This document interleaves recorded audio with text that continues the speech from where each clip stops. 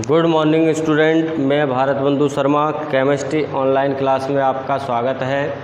जैसा कि स्टूडेंट्स हमारे 12th क्लास का chapter number 10 organic chemistry halogen derivatives चल रहा है, जिसके अंतर्गत हम हैलोएरीन में हैलोएरीन के रासायनिक गुणों का अध्ययन कर रहे हैं।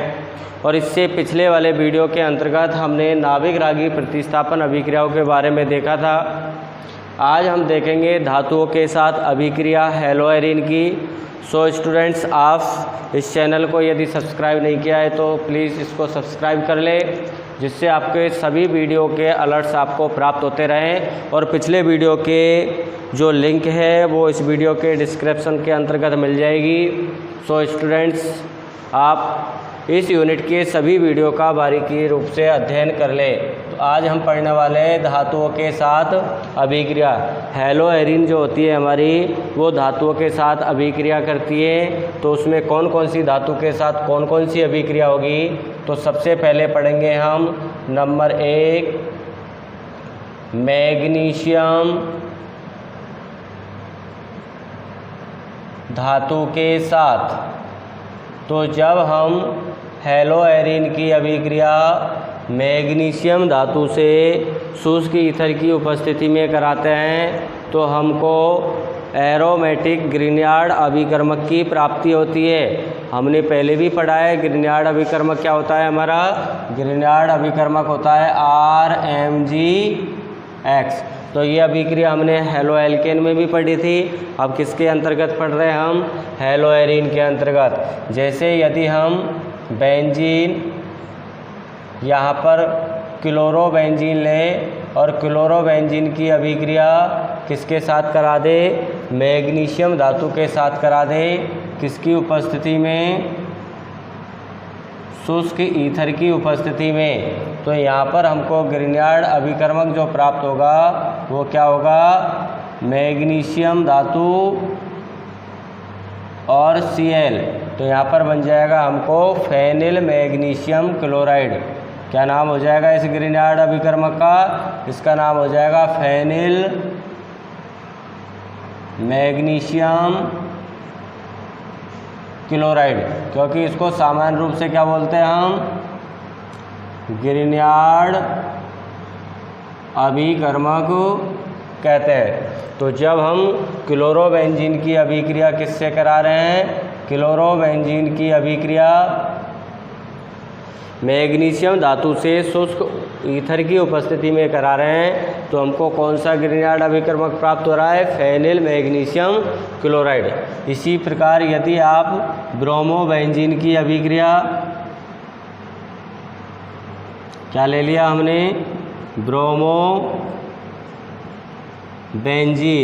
और इस ब्रोमोबेंजीन की अभिक्रिया मैग्नीशियम धातु से शुष्क ईथर की उपस्थिति में कराएंगे तो यहाँ पर हमको जो ग्रिग्नार्ड अभिकर्मक प्राप्त होगा वो क्या होगा हमारा? MgBr, फेनिल मैग्नीशियम ब्रोमाइड की प्राप्ति होगी। अब देखो, शुष्क ईथर के स्थान पर हम टेट्राहाइड्रोफ्यूरेन भी काम में ले सकते हैं, THF। तो भी हमको ग्रिग्नार्ड अभिकर्मक प्राप्त हो जाते हैं। इसके बाद सेकंड अभिक्रिया हम देखते हैं, नोट कर लीजिए इसको।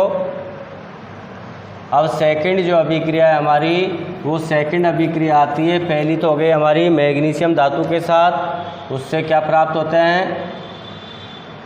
ग्रिग्नार्ड अभिकर्मक बनते हैं। अब सेकंड अभिक्रिया आती है हमारी सोडियम धातु के साथ, सोडियम धातु के साथ। अब देखो, सोडियम धातु के साथ हम अभिक्रिया किसकी करा रहे हैं? हैलोएरीन की। क्योंकि रासायनिक गुण किसके हैं? हैलोएरीन के।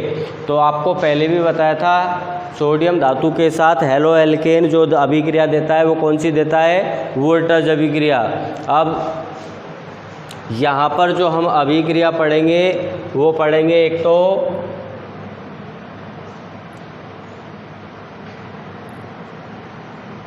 फिटिंग अभिक्रिया। कौन सी अभिक्रिया पढ़ेंगे? फिटिंग अभिक्रिया। अब क्या होगा, इसमें हम हेलोएरिन की अभिक्रिया सोडियम धातु से शुष्क ईथर की उपस्थिति में कराएंगे तो हमको बाईफेनिल की प्राप्ति होगी। बाईफेनिल बोल दो या हम क्या बोल सकते हैं यहाँ पर डाई फेनिल भी बोला जाता है और बाईफेनिल भी कहा जाता है। तो क्या होगा, 2 मोल हम, जैसे हमने 2 मोल क्लोरोबेंजीन ले लिए और इसकी अभिक्रिया किससे करा दी हमने, सोडियम धातु से, तो यहाँ पर कितने मोल आएंगे क्लोरोबेंजीन के, क्लोरोबेंजीन के यहाँ पर 2 मोल अभिक्रिया में भाग लेंगे। 1 मोल ये ले लिया और एक और मोल हम किसका ले लेते हैं, क्लोरोबेंजीन का। 2 मोल क्लोरोबेंजीन के लेकर के सोडियम धातु के साथ शुष्क ईथर की उपस्थिति में जब इसकी अभिक्रिया कराएंगे तो यहाँ से देखिए ये आपका 2NaCl यहाँ से निकल जाएगा और दोनों फेनिल समूह यहाँ पर क्या हो जाएंगे, जुड़ जाएंगे, जिससे हमको कौन सा उत्पाद प्राप्त होगा, डाईफेनिल की प्राप्ति हो जाएगी। तो इस अभिक्रिया को हम किस नाम से जानते हैं, इस अभिक्रिया को हम जानते हैं फिटिंग अभिक्रिया के नाम से। दूसरी प्रकार की अभिक्रिया इसके अंतर्गत आती है वोल्टेज फिटिंग अभिक्रिया। तो सेकंड प्रकार की जो अभिक्रिया है वो हमारी कौन सी है, वोल्टेज फिटिंग अभिक्रिया। मतलब इस अभिक्रिया में वोल्टेज का हिस्सा भी होगा और फिटिंग का होगा।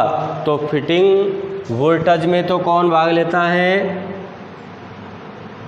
एल्किल हैलाइड भाग लेते हैं। जैसे हमने यहाँ पर ले लिया मेथिल क्लोराइड, क्या ले लिया, मेथिल क्लोराइड, तो हेलो एल्केन देता है वोल्टेज अभिक्रिया तो, और इसकी अभिक्रिया किससे करा देंगे, सोडियम धातु से।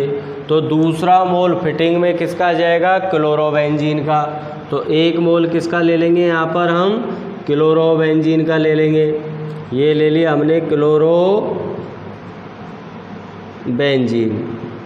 तो जो वोल्टेज फिटिंग अभिक्रिया है उसमें 1 मोल मेथिल क्लोराइड की तथा 1 मोल बेंजीन क्लोरोबेंजीन उसकी सोडियम धातु से शुष्क ईथर की उपस्थिति में जब हम अभिक्रिया कराएंगे तो शुष्क ईथर की उपस्थिति में अभिक्रिया कराने पर क्या हो जाएगा, यहाँ से ये हमारा 2NaCl यहाँ से निकल जाएगा।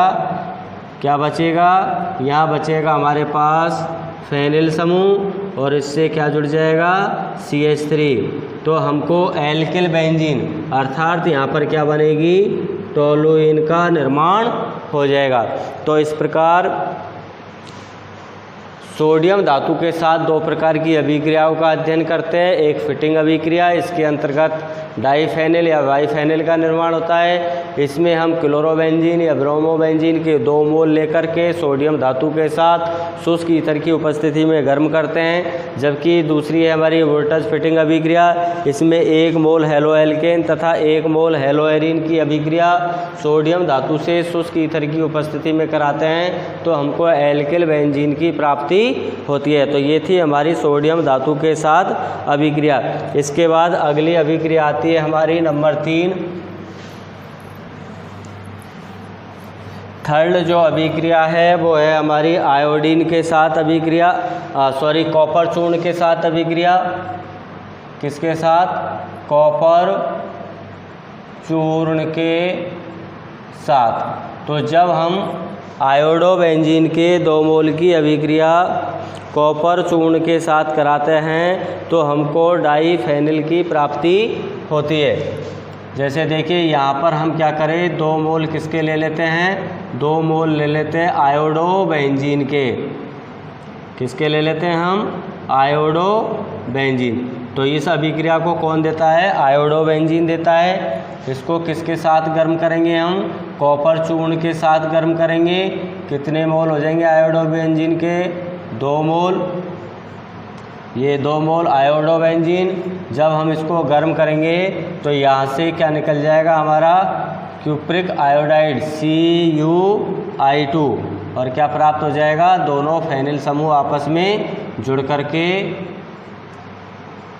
डाईफेनिल का यहाँ पर निर्माण कर लेते हैं। तो डाईफेनिल दो प्रकार से बनता है, एक तो सोडियम में फिटिंग अभिक्रिया से और दूसरी आयोडोबेंजीन की 2 मोल की अभिक्रिया कॉपर चूर्ण के साथ कराते हैं, तब भी हमको क्या प्राप्त होता है, डाईफेनिल प्राप्त होता है। इस अभिक्रिया को हम कौन सी अभिक्रिया भी कहते हैं, उल्मान अभिक्रिया भी कहते हैं। कौन सी अभिक्रिया है, इस अभिक्रिया का नाम है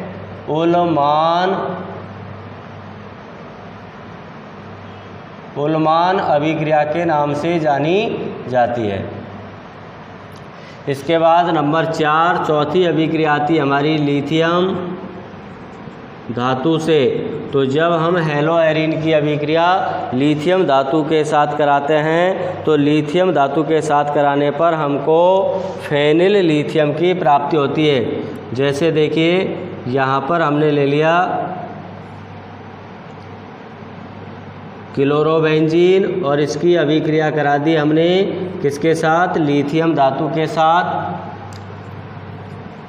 शुष्क ईथर की उपस्थिति में। तो 2 मोल लिथियम के भाग लेंगे, यहाँ से क्लोरीन परमाणु लिथियम के साथ निकल जाएगा और क्या जुड़ जाएगा यहाँ पर Li प्लस LiCl। तो क्या बन गई हमारी ये फेनिल लिथियम,